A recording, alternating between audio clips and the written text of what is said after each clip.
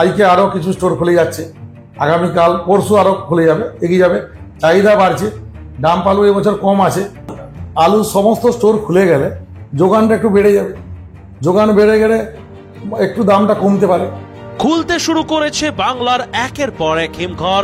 ধীরে ধীরে দক্ষিণবঙ্গের আলু নিকাশি হতে শুরু করেছে উড়িষ্যা, ঝাড়খণ্ড, বিহার, ছত্তিশগড়ের উদ্দেশ্যে। না, তবে জোর গতিতে নয়, একদম ধীর গতিতে। আলুর আনলোডিং সময়ের বেশ অনেক আগেই এবছর বাংলার হিমঘর খুলে যাওয়ায় আলুতে লাভের আশায় রয়েছেন রাজ্যের অধিকাংশ আলু সংরক্ষণকারী। তবে জোর কদমে সমস্ত হিমঘর খুলে গেলে আলুর দাম কি হবে তা বলা এখনই সম্ভব নয়। নমস্কার, আপনারা দেখছেন ইন্ডিয়া পটেটো নিউজ। আর আজ আমরা আলুর খবর নিতে চলে এসেছি পশ্চিম মেদিনীপুর জেলার চন্দ্রকোনা রোডের এসবি কোল্ড স্টোরে। আজ থেকে এই চন্দ্রকোনা রোডের একটি হিমঘরে শুরু হলো আলুর নিকাশি।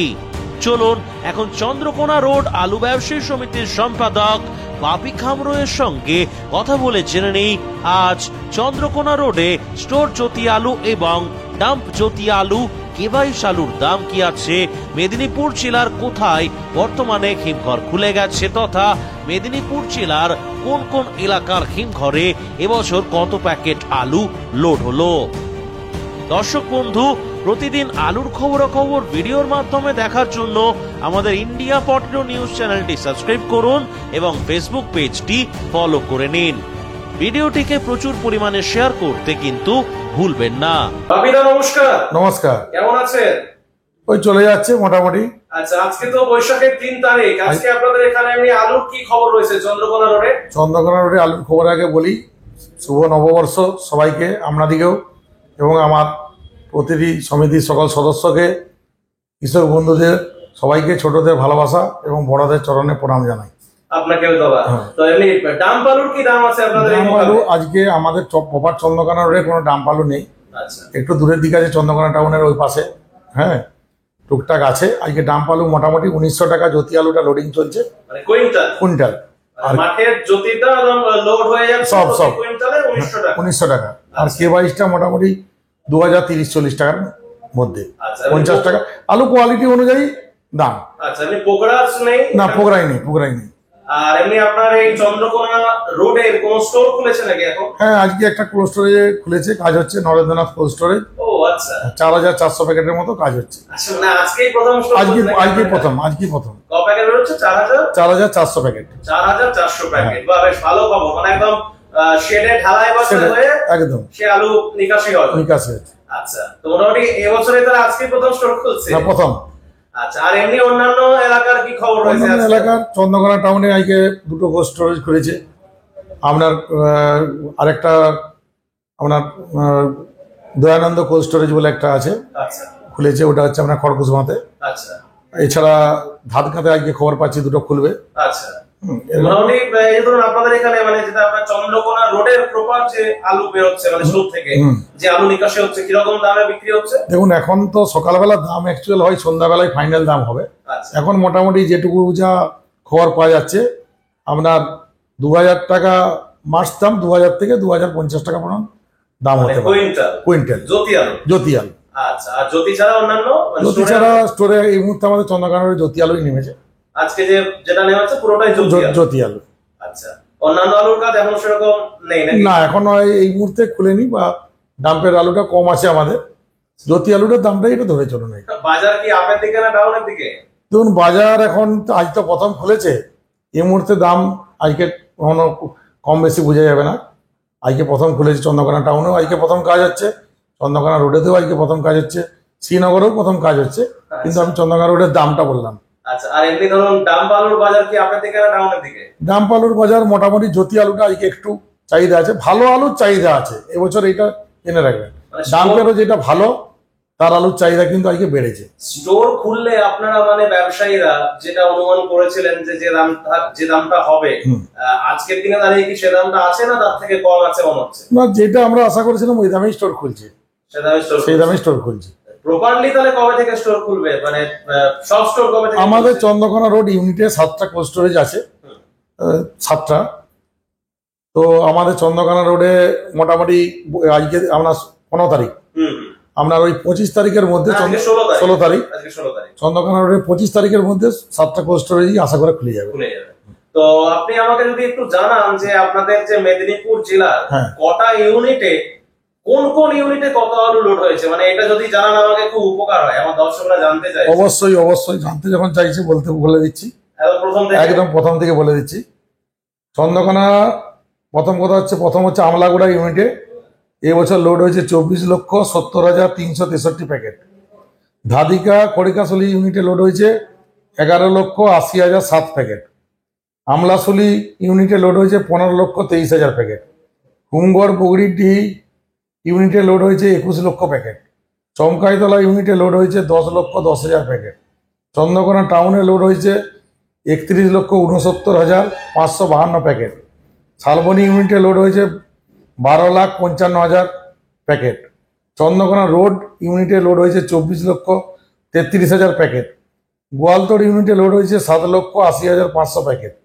কুসমাশালী ইউনিট লোড হয়েছে একটি স্টোর 3,36,500 প্যাকেট। সাহসপুর শ্যামচাঁদপুর ইউনিটে লোড হয়েছে 18,01,000 প্যাকেট। ঝাগড়া ইউনিট লোড হয়েছে 19,15,000 প্যাকেট। ক্ষীরপাই ইউনিট লোড হয়েছে 8,33,684 প্যাকেট। তাতারপুরে লোড হয়েছে 10,25,000 প্যাকেট। কেশপুর নেড়াদোল ইউনিট লোড হয়েছে 18,31,746 প্যাকেট। কালিকাপুর ইউনিট লোড হয়েছে 5,50,000 প্যাকেট। দণ্ডেশ্বর শিমুলিয়া ইউনিটে লোড হয়েছে 3,98,370 প্যাকেট। শ্রীনগর ইউনিটে লোড হয়েছে 21,46,500 প্যাকেট। ঝাড়গ্রাম ইউনিটে লোড হয়েছে 2,30,000 প্যাকেট। কেপি বৈকুণ্ঠপুরে লোড হয়েছে 3,56,950 প্যাকেট। পাঁশকুড়া মেচগ্রাম ইউনিটে লোড হয়েছে 45,000 প্যাকেট। কাষ্টগুড়া পানিকোটর ইউনিটে লোড হয়েছে 9,16,000 প্যাকেট। বিষ্ণুপ্রিয়া কোল্ড স্টোরেজ একটা ইউনিট আলাদা, ছোট একটি স্টোর, 3,10,000 প্যাকেট। এবং নোয়ারিতে 4 লক্ষ প্যাকেট। মোট আমাদের চন্দ্রকোনা এই মেদিনীপুর জেলাতে স্টোরেজ সংখ্যা 96টা, তার চালু আছে 91টা। Capacity 3,90,010,000 packet. ঠিক আছে, 3,90,010,000 প্যাকেট। 3,90,010,000 প্যাকেট। 3,90,010,000 প্যাকেট। লোড হয়েছে 2,90,17,172 প্যাকেট। ক্যাপাসিটি অনুযায়ী 74.38%। আজকের দিনে দাঁড়িয়ে আমরা তো যেটুকু খবর পাচ্ছি যে ফোনটা রেখে দিন, মানে মেদিনীপুর জেলায় বোধহয় স্টোর খোলার দিক থেকে এগিয়ে কি, মানে বর্ধমান শুরু করেছে, ঘুষকরা বর্ধমান সতীমাতা গোষ্ঠ থেকে শুরু হয়েছে, কিন্তু এখন যা শুনতে পাচ্ছি কি মানে সারা বাংলাতে কি স্টোর খোলার দিক থেকে কি মেদিনীপুরে এগিয়ে? মেদিনীপুরে এই মুহূর্তে এগিয়ে, কারণ মনে হচ্ছে আজকে আরো কিছু স্টোর খুলে যাচ্ছে, আগামীকাল পরশু আরো খুলে যাবে, এগিয়ে যাবে।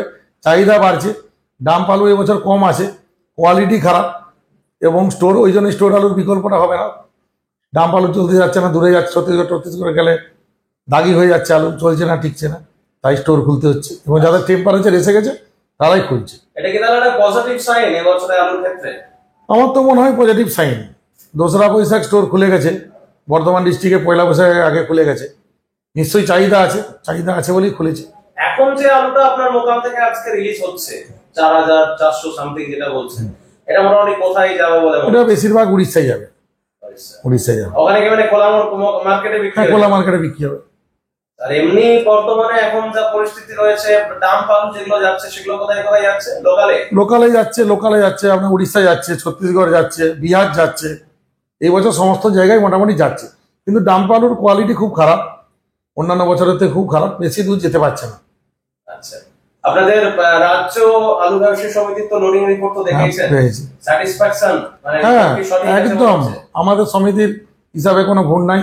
আমাদের সমিতির দিক দিয়ে আমাদের যারা উচ্চতর নেতৃত্ব আছে তারা বিভিন্ন ইউনিটে খোঁজখবর নিয়ে রিপোর্টিং করে, এবং আমাদের ইউনিটেও যেটা রিপোর্টিং হয়, আমাদের সচিব আছে, সমিতির সচিব, সমস্ত কোল্ড স্টোরেজের ম্যানেজার দিকে ফোন করে, তারা তাদের যেটা বলে সেই রিপোর্ট অনুযায়ী আমরা রিপোর্ট তৈরি করি।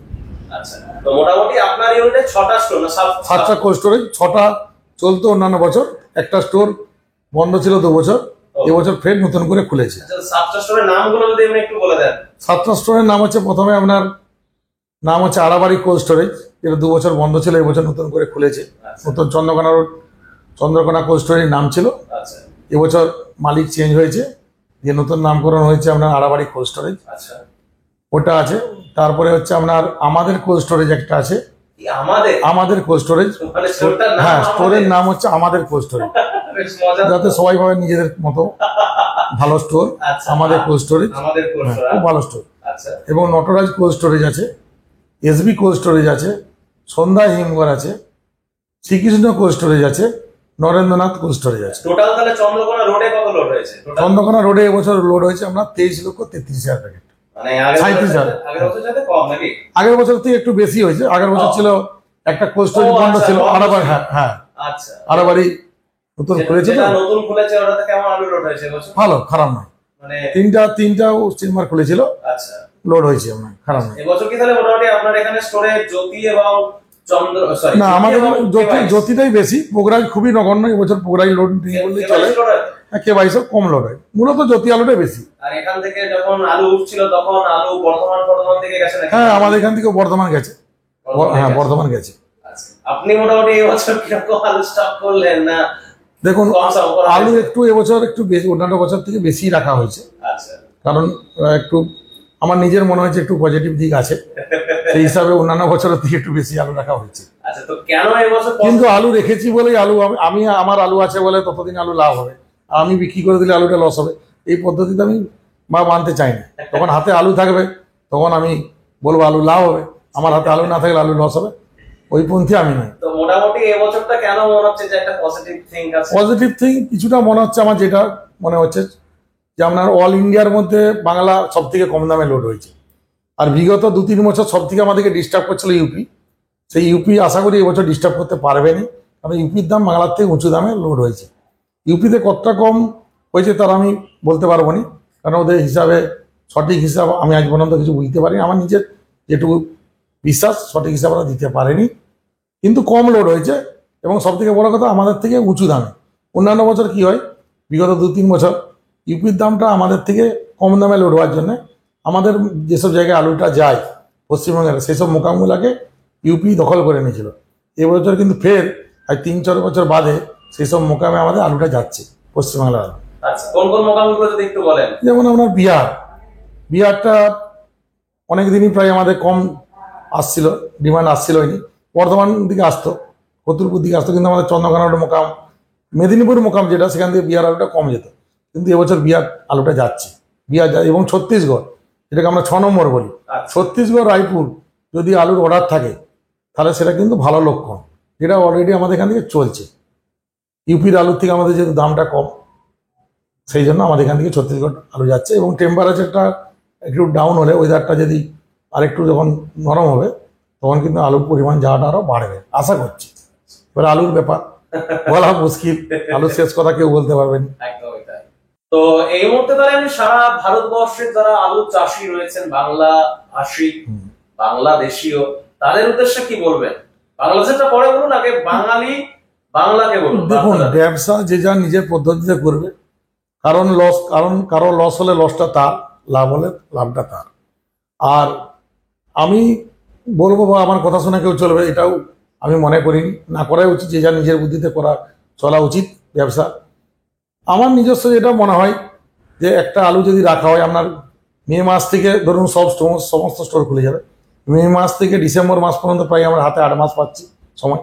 এই 8 মাসে যা আলুটা আছে ভাগ করে ধাপে ধাপে বিক্রি করা উচিত, যাতে প্রতি মাসেই রেশিও করে যার যেরকম রাখা আছে বিক্রি করে যেতে হবে।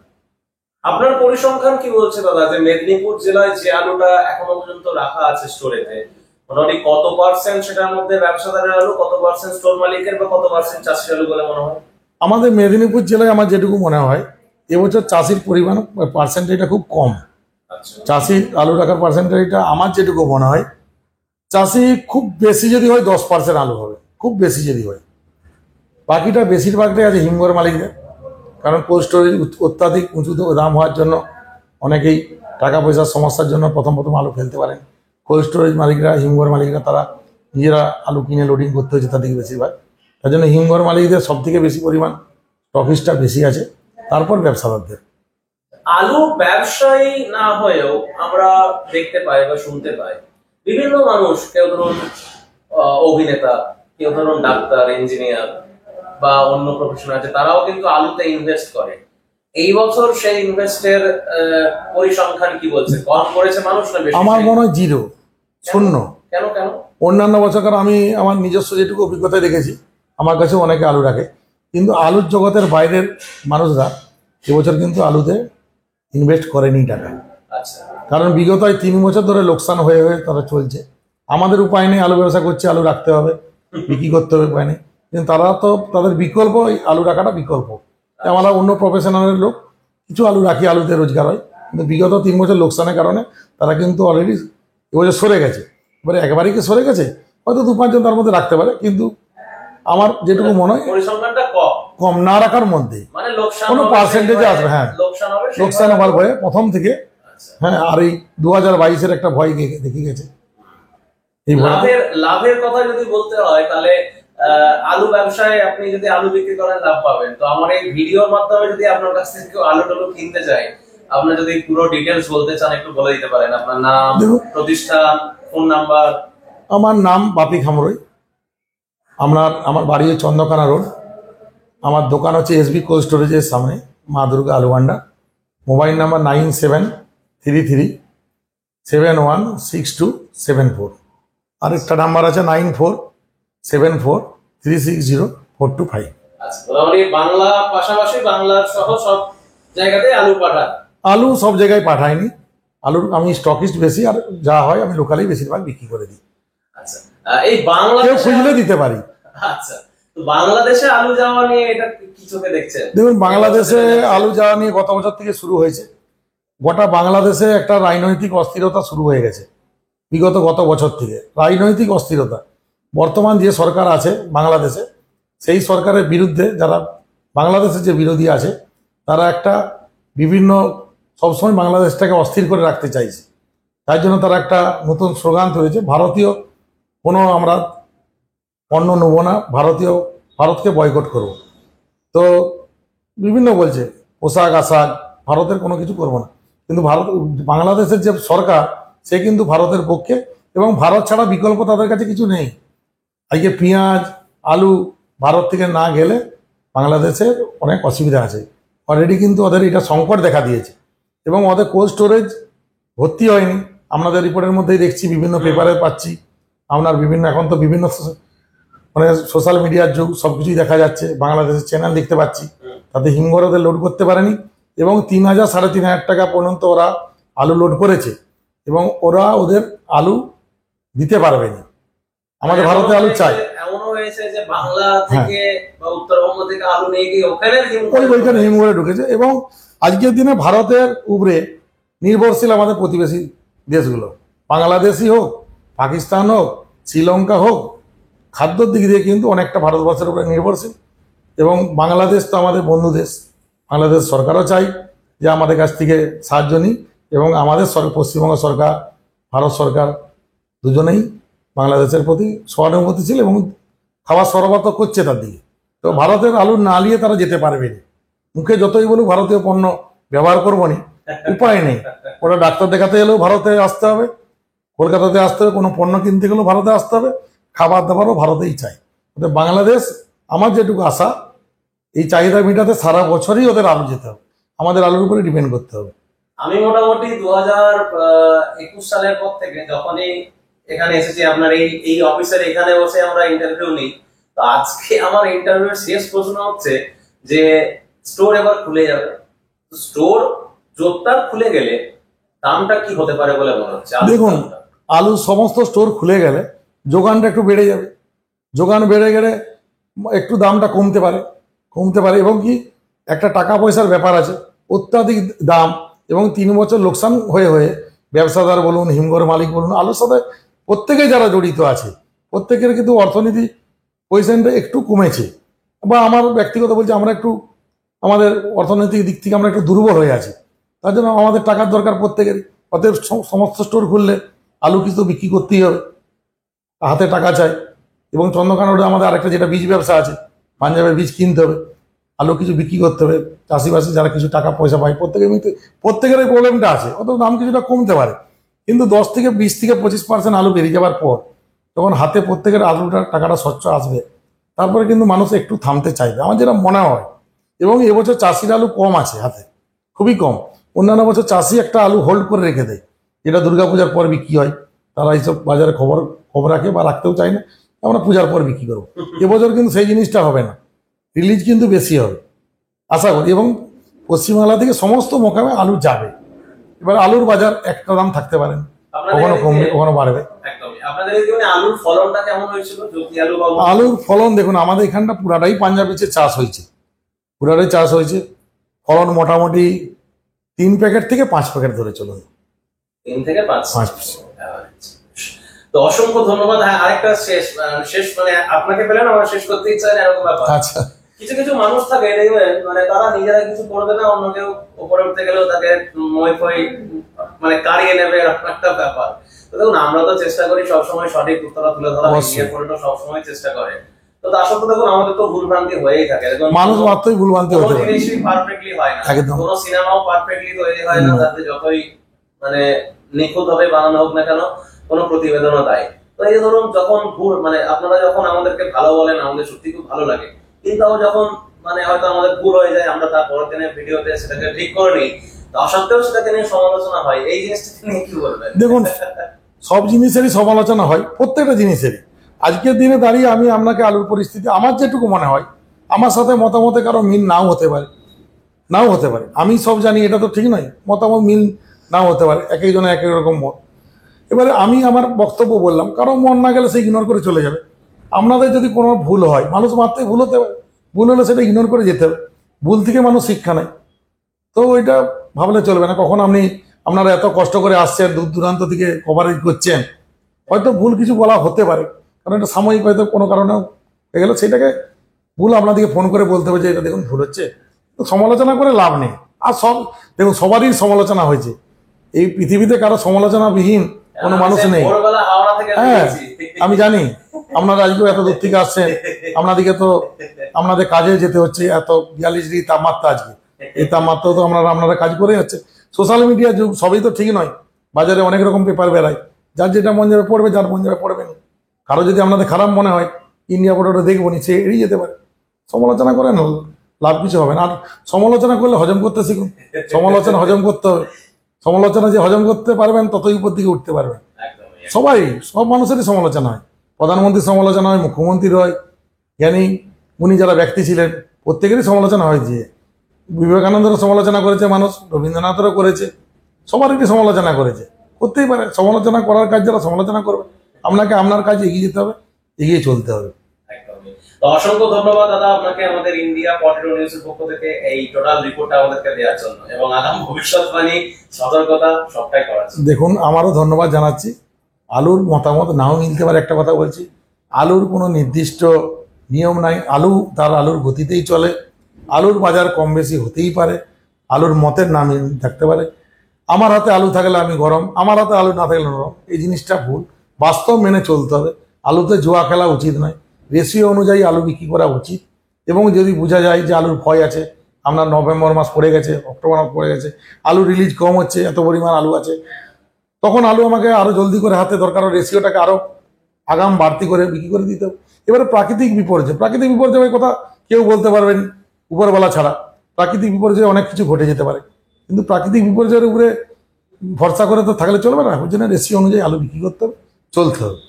আর আলু তার নিজের গতিতে চলবে, তা সত্ত্বেও আমরা যেটা ভাবি সেটা আপনাদের সামনে বলার চেষ্টা করি। অসংখ্য ধন্যবাদ। এই অনুষ্ঠানে সম্প্রচারিত সমস্ত বক্তব্য বক্তাদের নিজস্ব ব্যক্তিগত মতামত। এই অনুষ্ঠান বাজারের নির্ধারক নয়। অনুগ্রহ করে ব্যবসায়িক পদক্ষেপের পূর্বে নিজের বিচার বুদ্ধি কাজে লাগিয়ে সিদ্ধান্ত নিন। আলু রাখা বাজারগত ঝুঁকি সাপেক্ষ। আলু রাখার পূর্বে ইন্ডিয়া পটেটো অ্যাপ থেকে বিগত বছরের লোডিং আনলোডিং রিপোর্ট ও তার পরিপ্রেক্ষিতে আলুর দামের ওঠানামা দেখে নিন। আলুর সব খবর এখন একটা অ্যাপেই। আলুর প্রাত্যহিক বাজার দর, আলুর সর্বভারতীয় বাজার দর, আলুর সকালের বাজার দর, লোডিং আনলোডিং রিপোর্ট, বিগত 10 বছরের আলুর তথ্য, সারা ভারতবর্ষের 20,000 আলু চাষী ও ব্যবসায়ীদের তথ্য এখন আপনার হাতের মুঠোয়। প্লে স্টোর থেকে আজই ডাউনলোড করুন India potato market rate app. 2012 সাল থেকে প্রতি মুহূর্তে আপনার সঙ্গে।